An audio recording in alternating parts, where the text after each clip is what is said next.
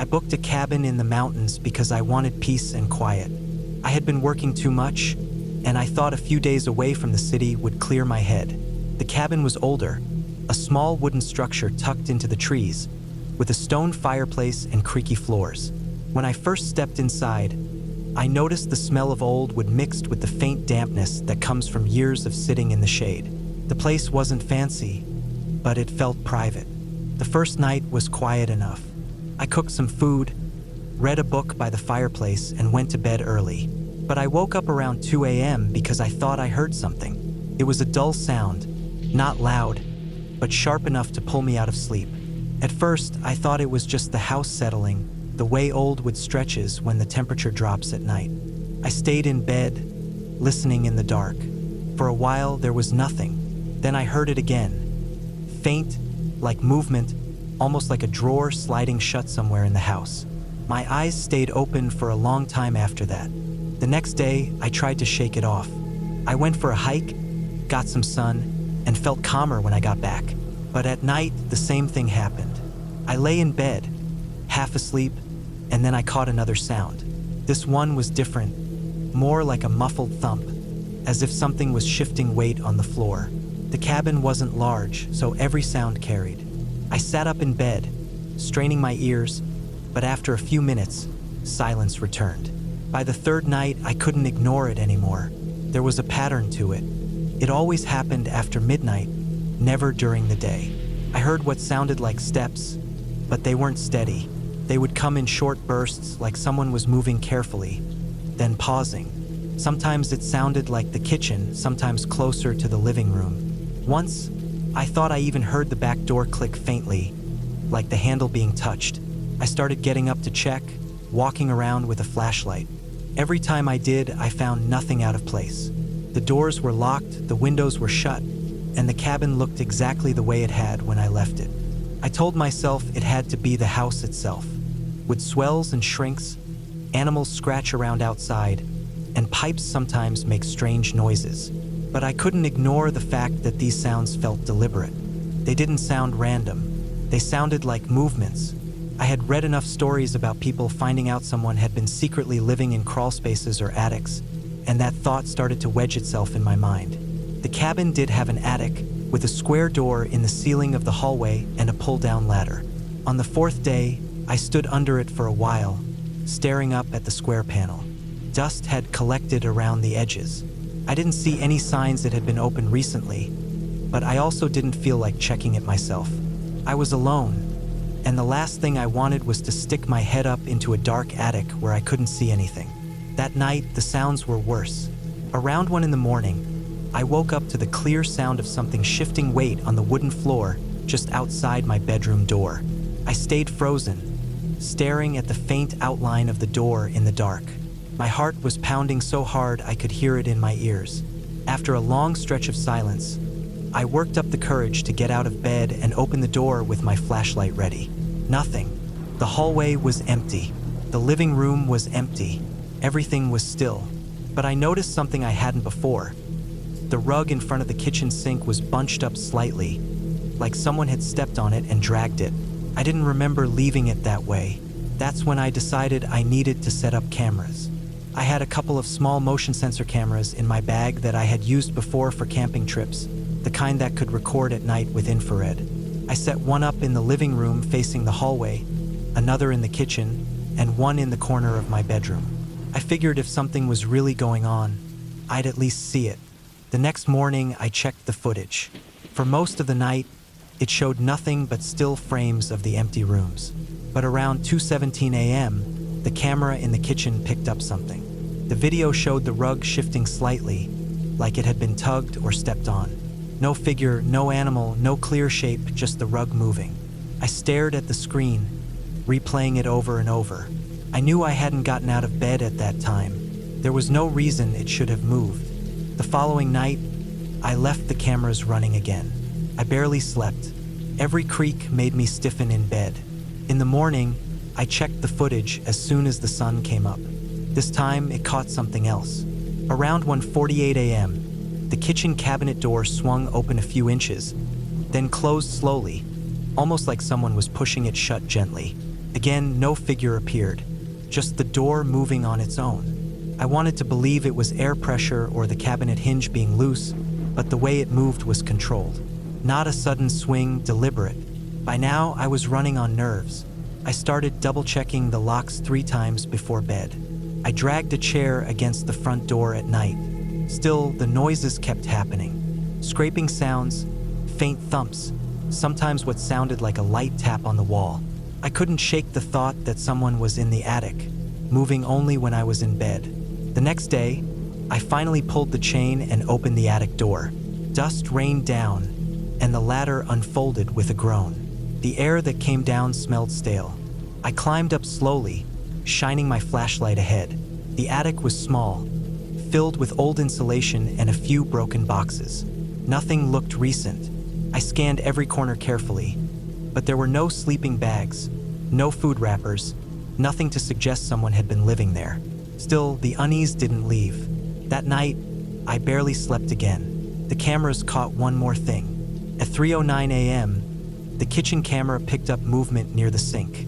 Not a full figure, not something I could clearly identify, but the faint outline of something passing quickly across the frame. A shadow that didn't match the layout of the furniture. It was there for just a split second, then gone. The following morning, I packed my things. I didn't want to stay another night. I replayed the videos one last time before leaving, and the more I looked at them, the more convinced I became that someone had been in the cabin with me, maybe slipping in through one of the doors or windows and hiding in the dark corners while I was asleep. They must have been careful, moving only when they thought I wouldn't notice, stopping completely when I got up to check. I drove away with my chest tight and my hands gripping the wheel. The cabin had seemed harmless when I arrived, just another old house in the woods. But by the time I left, I couldn't shake the thought that the noises and movements weren't random at all. Someone had been there, close enough to move things in the kitchen, close enough to stand outside my bedroom door, and close enough to make me realize that the silence in a place like that can never be trusted. Even now, I still keep the footage on a drive. Every so often, I go back and watch the clips of the rug shifting or the cabinet door moving, and I wonder who else had been inside that cabin with me, watching, waiting, and staying just far enough out of sight to never be caught. I have not set foot in that cabin for years. My family has owned it for 60 years. An old log place on the Osable River with a huge screen deck and a long wooden boat that used to smell of wet rope and varnish. It sleeps 20 if you squash people together the way we used to for 4th of July and fishing weekends. There is no central heat or air, just old space heaters and the kind of windows that rattle when a storm comes. It looks like the kind of place people write postcard lines about, but to me it has always felt like a weathered lung someone forgot to breathe into. My name is tied to it by blood and history, and also by a memory I would rather not have. My oldest brother was a bad man. I stayed away from him my whole life because some part of him was always coiled and waiting to strike. He disappeared from us in a way that left a hole and a trail. When he died, my littlest brother took his ashes out to the cabin and left them in an urn. The urn sat in an upper corner room on a crooked table, small and stupid looking in that big old house. I could see it from the pictures. Brass dull with dust, a nameplate that everyone avoided. It should have been a private thing, but it stayed there like an unwelcome memory on display for anyone who slept under those rafters. I am careful with words like haunted because people expect thin, black lines and pictures that move. I will not tell you that a shape walked through a wall. I will only tell you what I was told and what the place felt like to me when I let myself think of it. The cabin carries a weight. You can feel it without seeing anything. It is a pressure that presses on your shoulders, like the humidity does in July, so subtle you can almost blame your tiredness. Whatever the cause, old wood, bad wiring, shared fear, it settles into people who stay there. A group of my brother's friends were there once. They were the kind who laughed too loud at the wrong moment and left cigarette butts under the deck. They knew Wade when he was alive. They could pick out his face in an old photo and name the scar on his knuckle without thinking. They brought sleeping bags and beer and forgot that the past in that house does not get quiet just because the river is pretty. They fell asleep and woke up with their lives spliced and rearranged in that way memory sometimes misbehaves. Things stitched back together but with an odd, tight seam. One of them, A woman who had met Wade once at a bar and regretted it later said she woke up in the dark sitting bolt upright and screamed like something had put its thumb into her throat. She pushed the blanket down and ran to the doorway, eyes wide with a kind of terror I recognized from other places in my life. The terror that arrives faster than comprehension. The others woke too, but not in a storybook way, more in a stunned, fumbling way, hearts banging, hands fumbling for phones that showed nothing but the pale glow of the river outside. No one spoke at first. People do not always speak when the air around them feels full of something they cannot name. There was no ghostly shape hovering in the doorway, and there was no theatrical voice. There was, instead, a scream thrown into a dark room, sudden and furious, a human sound that cut like a thrown knife. It was specifically aimed at the bed, a furious claim on a small patch of mattress, and that made the hair on the back of their necks stand up in a way that made the hair on mine rise when I thought about it later. The woman said she felt certain, with the kind of irrational conviction that can be worse than facts, that someone was yelling at her to get out of that bed because it belonged to Wade. The certainty itself is a thing to fear. Certainty is a hammer you cannot argue with. People who believe nothing will sometimes call that kind of reaction the power of suggestion. People who have lived long enough know that a suggestion can be a seed in the dark that grows overnight.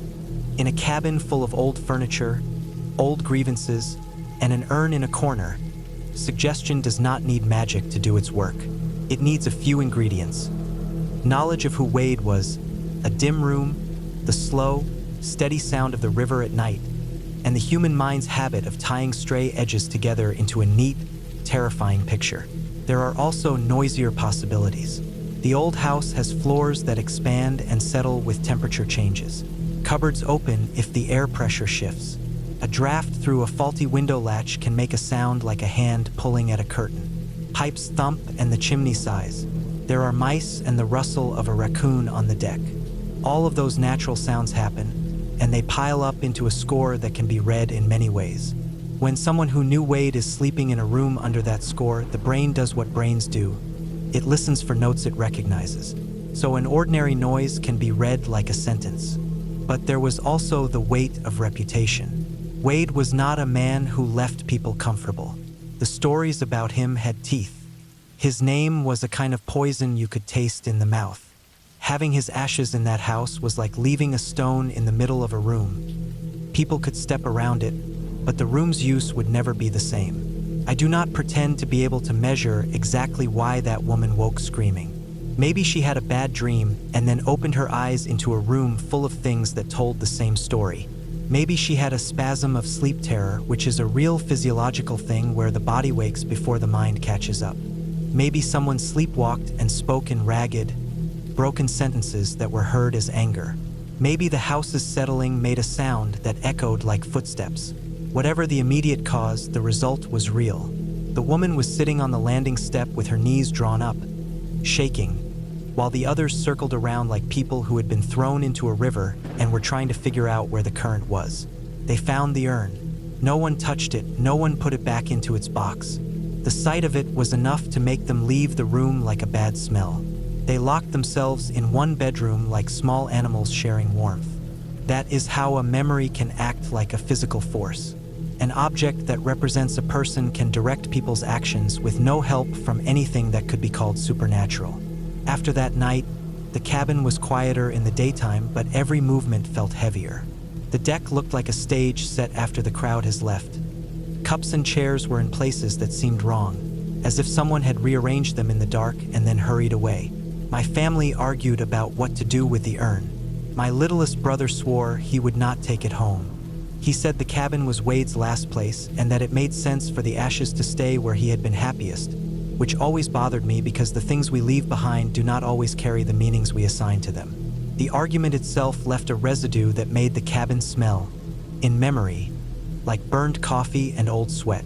People started sleeping badly in that house, whether they blamed spirits or not. Men who used to sleep through thunder woke with their jaws clenched. A woman who had never known the old stories wandered the screened porch at dawn and told people she felt watched, even though she could not find anything to point at. The river kept moving the same way it always had, patient and blind, but the people in the house had changed. They moved through rooms like people who have been given a strange map and are trying to avoid places marked with crosses. Finally, my family did what families do when a house makes them small. They acted. The urn was boxed up and taken away. It went into a cardboard shipping crate and into the trunk of a car at sunrise, handled like contraband. I watched pictures my sister sent over text. The crate looked absurd and out of place, a small, useless box beside a rusted fishing boat. They drove it away and, for a while, the weight in the room seemed to lift.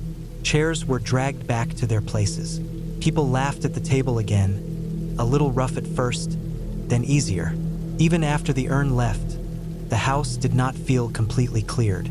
Old houses remember the hands that lifted plates and the arguments that thudded across the floor. They keep the stains of lives in the grain of the boards. What the cabin taught me is that some places collect a shape of a person the way a river collects pebbles. Remove the pebble and the hollowness stays. What is left is not a ghost. It is a pattern in the wood and the people who live with it. I stopped telling myself stories about wailing voices and shadow men. I also stopped pretending the cabin was only a pretty place by the water. There are real reasons humans feel watched. Knowledge of a violent past, the power of suggestion, a draft that makes a door sing at 3 in the morning. Those reasons are practical, and they do not make the experience any less strange. If anything, knowing the cause makes it worse because it proves that fear can be assembled out of small, ordinary things and turn into something that commands a person to run. I have not been back. I do not plan to be. They say the house is quieter now, that people sleep through the night again. If that is true, it is because the physical objects that held the worst memories are gone, or because the people who sleep there no longer expect violence. Or maybe the river has simply swallowed the fuss of it and turned the hull into another smooth stone. When I close my eyes, the sound I hear is not a voice but the river and the boards and a single sudden intake of breath that any human body can make when it remembers something too ugly to let go. That breath is not a ghost. It is a memory that found a place to live. I keep photos of the cabin in a folder on my phone. Sometimes I scroll through them and feel a cold muscle tighten behind my ribs, a reflex to pull away. That is my proof that some places hold the shape of a person long after that person is gone. It is a fact that makes my skin crawl, and it is enough. My family has had a cabin on the Au River for 60 years. It's one of those authentic old log-built places, not modernized, not dressed up for vacation rental brochures.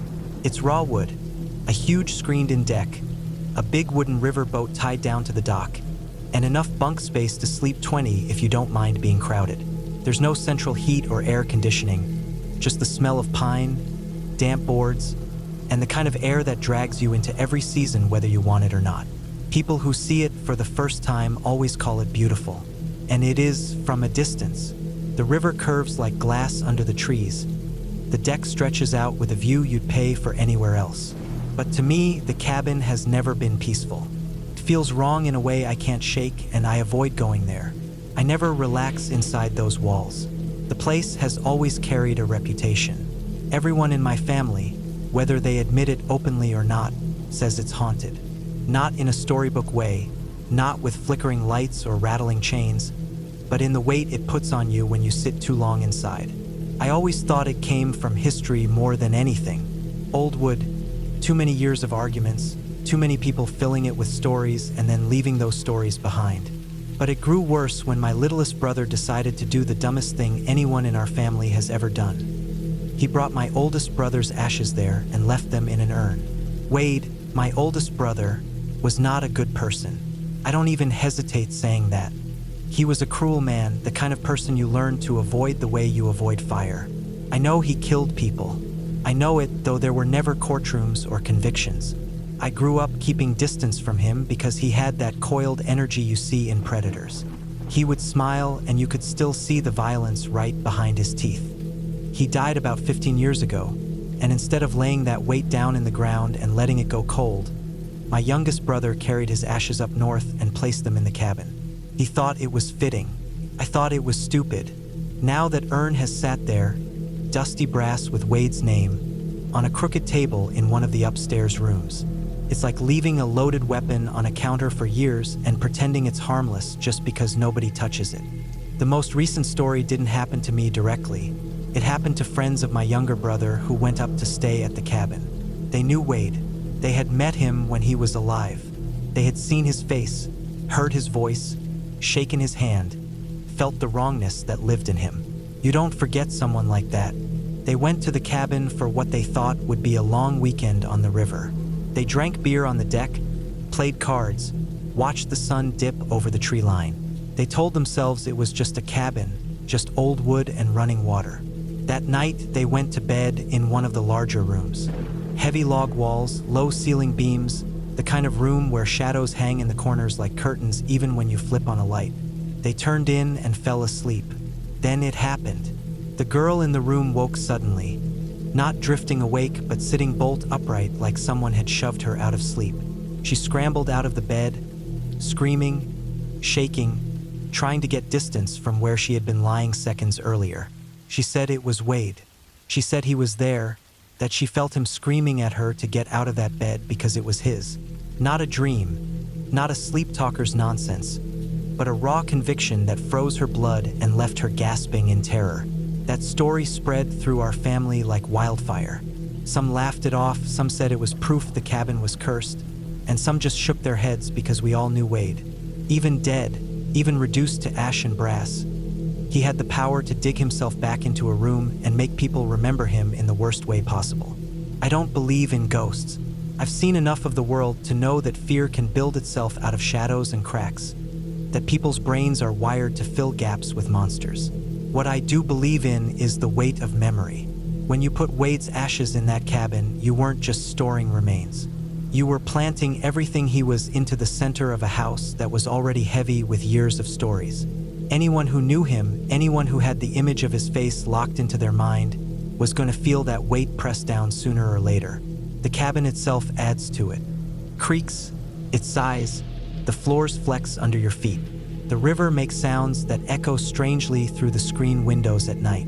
Old pipes thump. The wooden boat knocks against the dock with a hollow echo that can sound like a voice if you catch it half asleep. The air inside never feels fully fresh.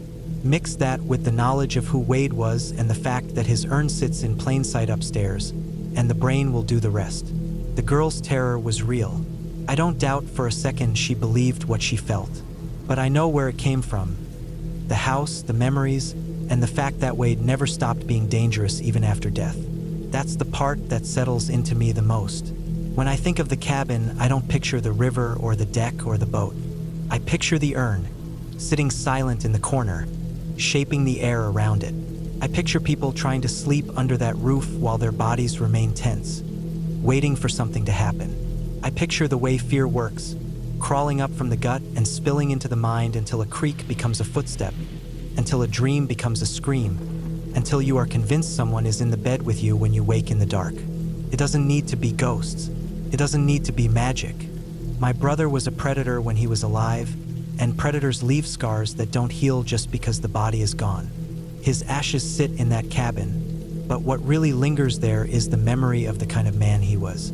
That's enough to twist the air, enough to turn a cabin into a place people don't want to sleep, enough to make someone bolt upright in terror and believe they were being screamed at by someone who's been gone 15 years. I haven't been back to the cabin in years, and I won't go again. I can look at pictures of the river and admire its beauty, but I won't cross that deck or open that door. The house might be wood and nails, but the weight inside it is real. Some places absorb too much. They become containers for everything ugly that happened within them, and my family's cabin is one of those places. So when people ask why I don't go up there anymore, why I avoid a cabin that sits on one of the most beautiful rivers in the state, I don't tell them ghost stories. I tell them the truth. The place is heavy with the past, and part of that past was Wade. His ashes are there, his memory is there, and his shadow is enough. You don't need ghosts when the reality of a person's life was bad enough to haunt you all on its own. That cabin isn't haunted by spirits. It's haunted by who Wade was, and that's more than enough to keep me far away. I had been spending time at the cabin for years, but I never felt fully at ease there. It was an old structure, a two-story log cabin that had been in my family for decades. The walls were thick, the wood dark from years of weather and smoke, and the whole place smelled like a mixture of pine, damp earth, and old dust. It sat at the edge of the woods with no neighbors nearby, just the trees pressing close on three sides and a slope that led down to the water. During the day, it felt almost peaceful. At night, though, it always changed. The upstairs was the worst. I rarely went up there if I was alone. The steps creaked under even the lightest weight, and the air at the top always seemed heavier, harder to breathe. There were 2 bedrooms and a small landing, both rooms filled with mismatched beds and old trunks, as if the upstairs had been built just for storing what nobody wanted to throw out. When the wind pressed against the cabin, the windows upstairs rattled, and the sound traveled down the stairwell like a whisper. I had been hearing things on my most recent trips. At first, I brushed it off as the house settling or animals outside, but it started to get harder to ignore. Sometimes it sounded like someone was walking around on the second floor while I was downstairs. The steps weren't steady, not like a branch falling or a random creak, but a slow, uneven shuffle across the floorboards above me. Other nights, I would hear faint scraping, like a chair leg moving against the wood. It always came from upstairs, and no matter how many times I checked, I never found anything out of place. The more it happened, the more it got inside my head. I would sit in the living room with the lights on and find myself staring up at the ceiling, waiting for the next noise. It wasn't constant, just enough to keep me uneasy.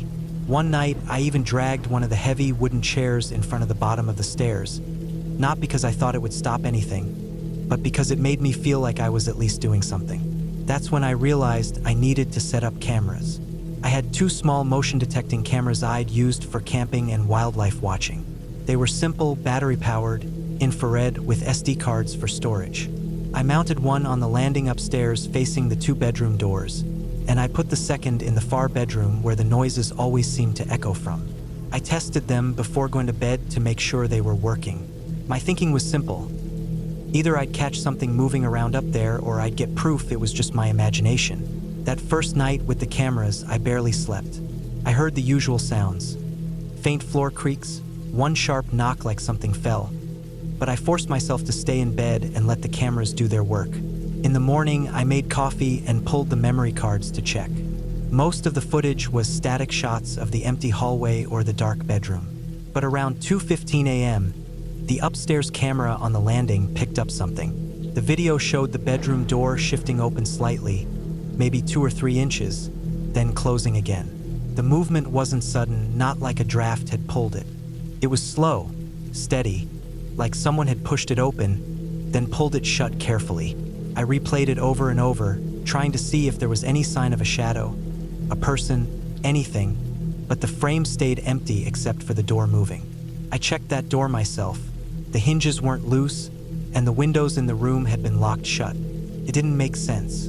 The second night, I let the cameras run again. This time, the landing camera picked up a faint flicker of light around 3 a.m., like a flashlight beam skimming the wall. I hadn't been upstairs. I hadn't even gotten out of bed. The light lasted maybe half a second before it was gone, and the rest of the night showed nothing unusual. Still, it left me unsettled. I started checking every lock in the cabin 3 times before going to sleep.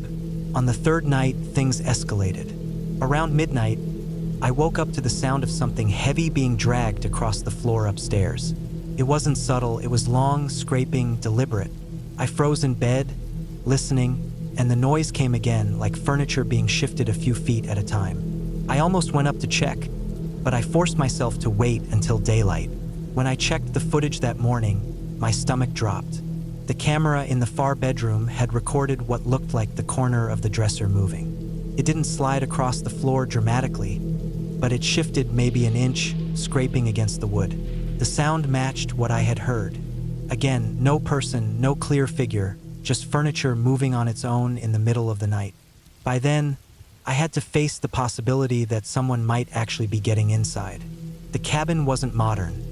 The locks were old, and the windows weren't exactly secure. If someone wanted to, they could slip in and out without much trouble. I started inspecting the place more carefully. On the 4th day, I found something I couldn't explain. On one of the upstairs windowsills, hidden behind the curtain, there was a faint smudge, like a handprint, the kind you get from skin oil pressed into dusty glass. It was low, almost at the base of the window, as if someone had crouched down and braced themselves there. That discovery changed everything for me. The noises, the moving furniture, even the light. Suddenly it all seemed less like tricks of the house and more like signs of someone actually being inside while I was asleep. I spent that night downstairs with every light on, the cameras still running, a heavy flashlight and a hammer beside me on the couch. I didn't hear much, maybe because I was too wired to drift into sleep, but every creak still made my heart race. The footage from that night showed something small but disturbing. At 4:12 a.m., the landing camera caught the faintest flicker of movement at the edge of the frame, near the top of the stairs. It wasn't clear enough to call it a person, just a shifting blur that blocked part of the banister for a split second before vanishing. The kind of thing you could write off as a glitch if you hadn't already found the handprint. By morning, I knew I couldn't stay there any longer. I packed my things, grabbed the cameras, and locked the cabin up as best I could. As I drove away down the dirt road, the weight in my chest started to ease, but the unease never really left. I still have the videos saved, and every time I watch them, I feel the same chill crawl up my back. People laugh about places being haunted, and maybe they're right to, but I don't think what happened in that cabin had anything to do with ghosts. I think someone had found a way to slip inside, maybe through an old crawl space, maybe through a window I didn't know about, and they had been moving around upstairs while I slept. The noises weren't the house settling. The door moving wasn't the wind. The handprint proved someone else had been there. That's why I won't go back alone. Some places aren't haunted by spirits. They're haunted by people, and that thought is far worse. A ghost can't hurt you, but a person hiding in the dark while you sleep upstairs can. That's what was happening in that cabin, and I left before I could find out what they wanted from me. I rented a small cabin deep in the woods one autumn, thinking it would be the perfect place to get away from everything. The drive up was long, with winding dirt roads that narrowed the farther I went. By the time I arrived, the sun was low, and the shadows of the tall pines stretched across the clearing where the cabin stood. It looked quiet, almost too quiet, like no one had been there in a while. The wood on the siding was weathered, the roof had moss growing across it, and the steps to the porch sagged a little when I put weight on them. Inside, it was simple but decent enough. One main room with a small kitchen, an old stone fireplace, a couch, and a table that looked like it had been handmade decades ago. A short hallway led to a single bedroom and a bathroom. The place smelled faintly of old wood and dust. It wasn't unpleasant, just heavy, like the scent had settled into every board. I unpacked my bag, set up my things, and figured I'd start a fire once it got dark. The first night felt calm. I cooked a small meal, sat by the fire, and listened to the woods outside. No traffic, no voices, no distant sounds of town. Just wind moving through the trees and the occasional crack of something stepping on fallen branches out there in the dark. That night, I lay in bed and fell asleep to that same sound, steady and almost comforting. The next morning, I walked around the clearing. Behind the cabin, the woods were thick. Pines, oaks, and underbrush crowded together in a way that made it difficult to see more than 20 or 30 feet in. I noticed faint paths through the brush, the kind that might have been made by deer or other animals. The ground was damp, and I could see paw prints in the soft dirt. Some looked like raccoon or fox, but one print caught my attention. It was larger, not huge, but bigger than the others. At first I thought it might have been a stray dog, but it was pressed deep into the earth, like whatever left it was heavy. I spent that day reading and chopping some wood. I didn't think much about the track until the evening when I decided to sit on the porch with a lantern. As the sun dipped and the forest darkened, I noticed how quickly the woods seemed to change. During the day, the trees looked normal, just part of the landscape. At night, they seemed to close in, their dark outlines leaning over the clearing, leaving the cabin as a small bubble of light surrounded by endless black. That night, as I tried to sleep, I heard something new. It wasn't just the normal shifting of branches or the call of an owl. It was slow, deliberate steps circling. The leaves and twigs cracked under weight, then went silent, then picked up again on the other side of the cabin. I lay there in bed, holding my breath, trying to tell myself it was just deer moving around. But the steps were too steady, too spaced out like someone was pacing. I stared at the ceiling until the sounds stopped. The next morning, I checked around outside. Nothing obvious stood out. No tracks on the porch, no sign of disturbance. I convinced myself it had been an animal, though the memory of those careful steps made me uneasy. I decided I wouldn't think about it. Later that day, I went for a short walk into the woods. The ground sloped down behind the cabin into a dense stretch. After a few minutes, I saw something odd. A tree trunk had deep scratches along its bark, 4 or 5 grooves running vertical, higher than I could reach. They looked fresh, the inner wood lighter than the weathered bark around it. The hairs on my neck lifted. I didn't want to be out there long, so I turned back toward the cabin, making sure I kept track of my steps. That night, the pacing returned. This time, it was louder. Whatever it wasn't trying to hide its presence. I stayed in bed, my heart racing, ears straining to follow the sound as it moved around. Then there was a sudden knock, just one, sharp and heavy, against the side of the cabin. I froze. No other sound followed. For a long while, nothing moved, until finally, hours later, I must have drifted into a restless sleep. The next day, I wanted to leave, but the cabin was rented for several days, and I had told myself this trip was about solitude. I kept trying to brush it off, but unease sat in my chest. I spent most of the day inside, not wanting to go far. At dusk, I noticed something on the porch. Muddy prints, not boots, not bare feet, paw-like, but wider, heavier, with odd spacing. They were smeared as if something had pressed against the boards. I locked the door early, built up the fire, and sat with the lantern lit until late. My nerves were raw. Every little noise outside made me jump. When I finally went to bed, I pulled the covers tight and kept my flashlight in hand. The sound started again. The same slow, steady pacing. This time, it stopped at the door. The handle rattled faintly, like something was testing it.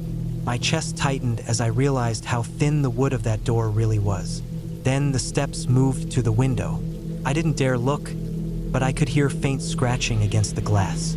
Not enough to break it, just testing. I didn't sleep at all that night. To first light, I packed everything fast. My hands shook as I shoved my clothes into my bag, barely folding anything. I didn't even eat breakfast. I just wanted to get out of there. As I walked to my car, I looked back at the cabin one last time. On the bedroom window, the one I had been lying near all night, faint streaks ran across the glass. They looked like smears left by dirty, damp hands or paws. I didn't stay long enough to look closer.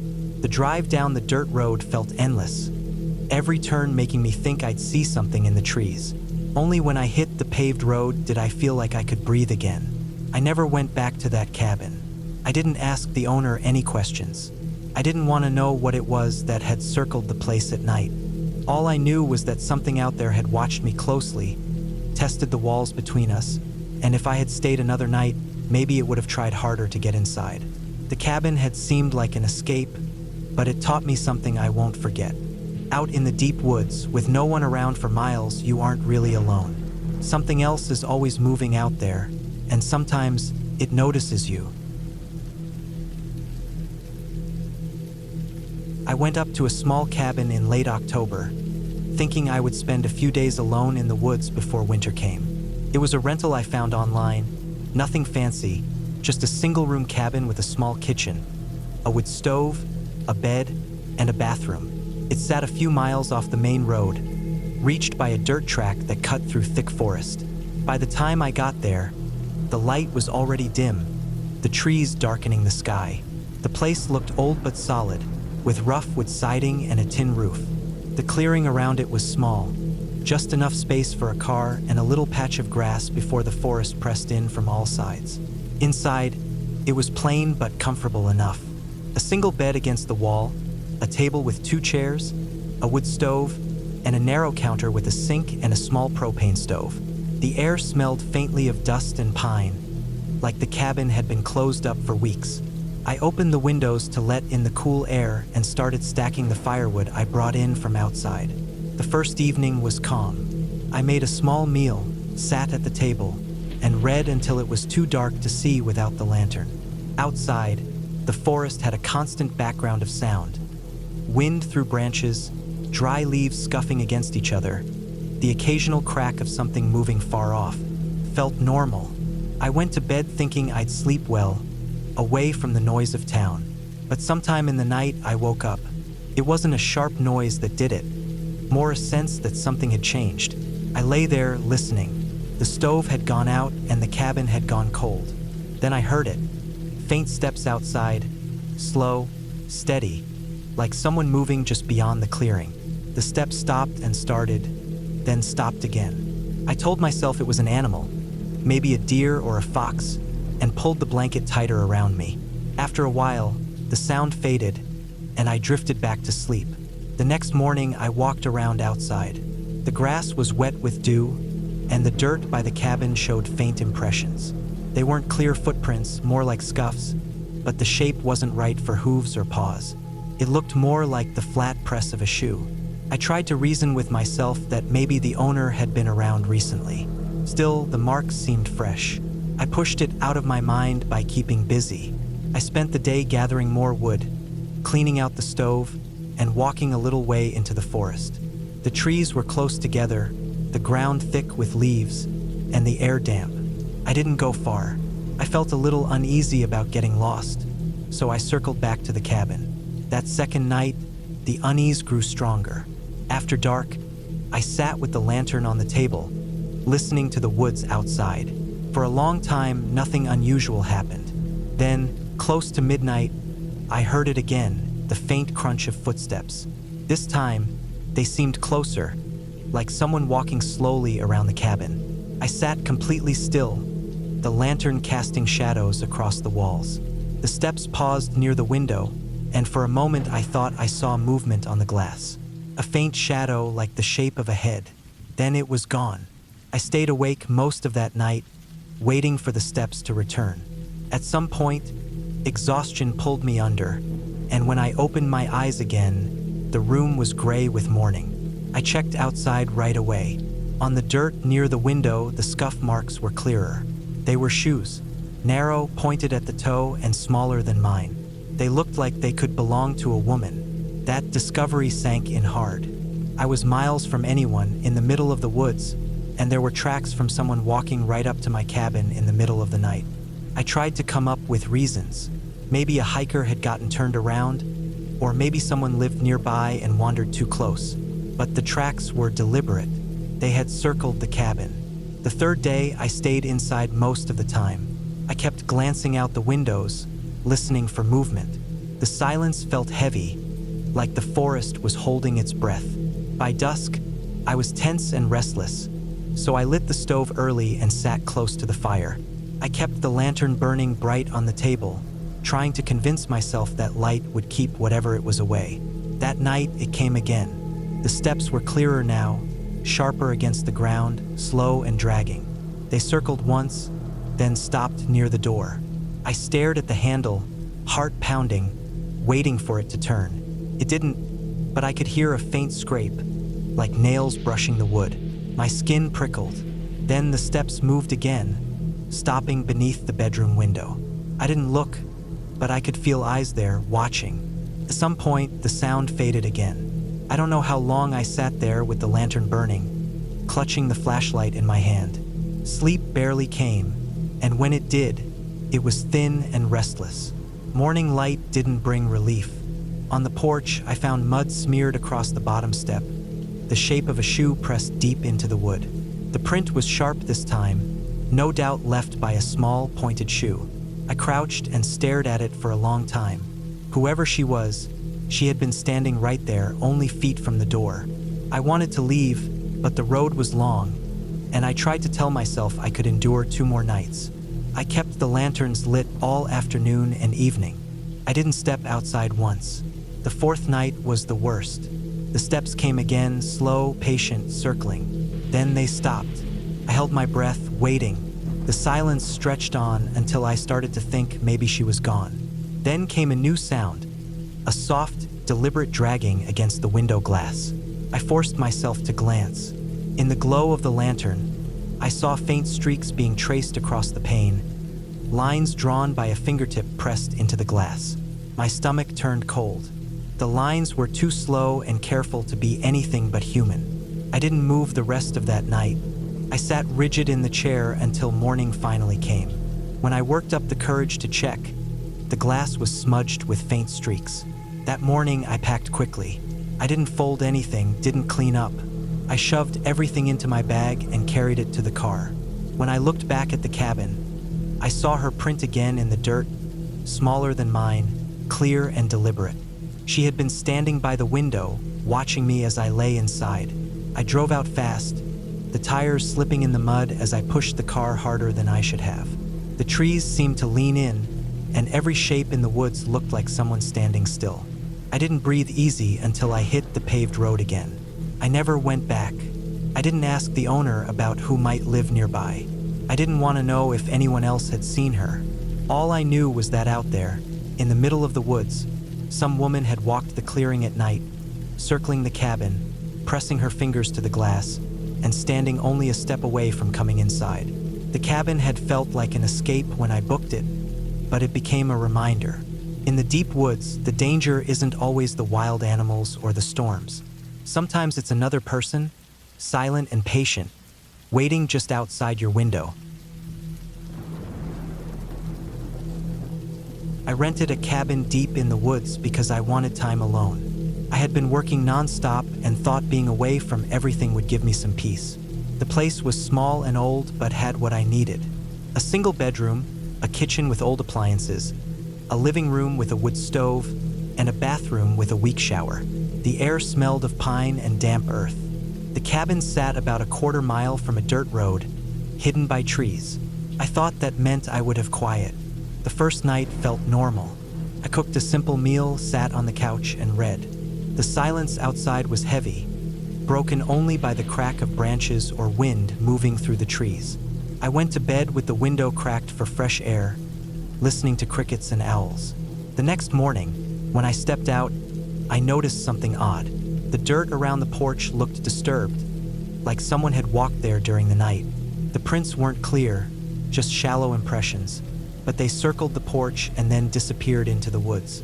I told myself it was an animal, maybe a deer nosing around. I tried not to think about it. During the day, I hiked the trails nearby.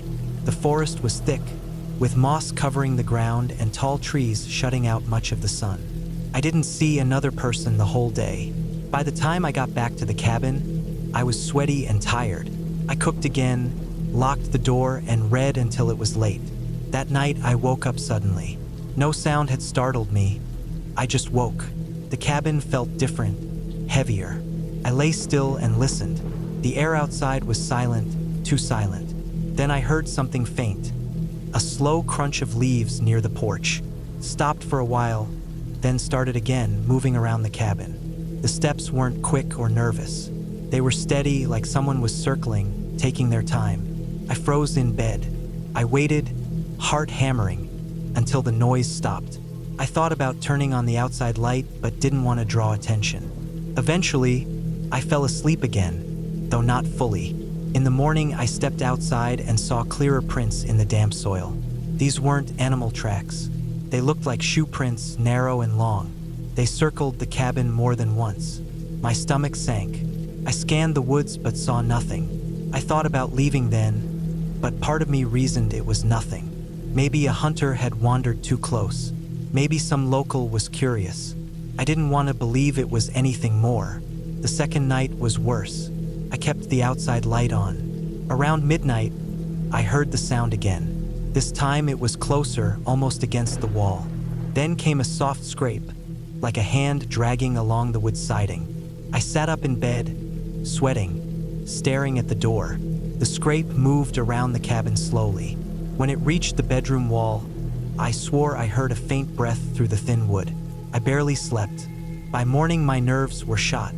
I walked around the cabin and saw more prints, fresh, pressed deep into the soil. Someone had been standing right outside my bedroom window. That day, I tried to distract myself by hiking again, but I couldn't focus. I kept checking over my shoulder, thinking I saw movement in the trees. Once, I thought I caught a glimpse of a figure, tall, thin, slipping behind a tree far back. I told myself my mind was playing tricks. I went back earlier than planned. I locked the door, double-checked the windows, and kept a kitchen knife on the nightstand. I sat in the living room with the stove burning, light spilling out the window. Hours passed. I almost convinced myself nothing would happen. Then, close to midnight, there was a sound on the porch. Not just footsteps, a slow creak of the wooden boards. Whoever it was, they were standing right at the door. I held my breath. The door rattled lightly, like someone tested the knob. It didn't turn because I had locked it, but the attempt was deliberate. After a pause, the sound of slow steps moved along the porch, then around the cabin again. I stayed up the whole night, gripping the knife, eyes on the door. When dawn finally came, I saw something that made my chest tighten. On the door, just above the knob, was a smudge, a greasy handprint, long fingers. It hadn't been there before.